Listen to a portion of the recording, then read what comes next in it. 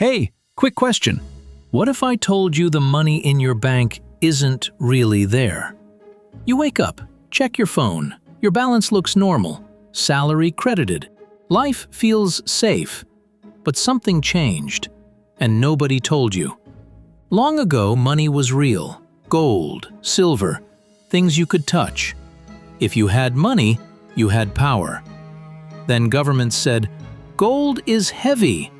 Gold is slow. Trust us instead." So they printed paper. Then one day, governments quietly said, "You can't exchange it anymore." And just like that, money became a promise.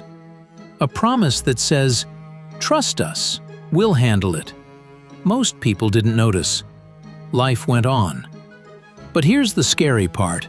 If money is just a promise, they can make more promises, unlimited promises. So they printed more money, and more, and more. Not for you, for bailouts, wars, big corporations. You worked harder, but prices rose faster. Food, rent, fuel. Nobody stole your money. They just made everyone else's money worth less. It's called inflation. Silent, legal, invisible.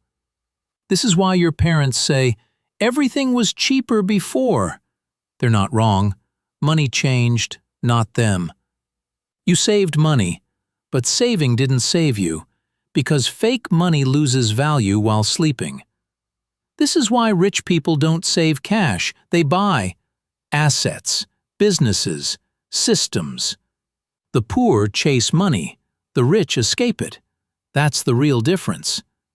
Schools never taught this because if everyone understood money, the system would break. So they teach you to work harder, not smarter, not freer, just harder.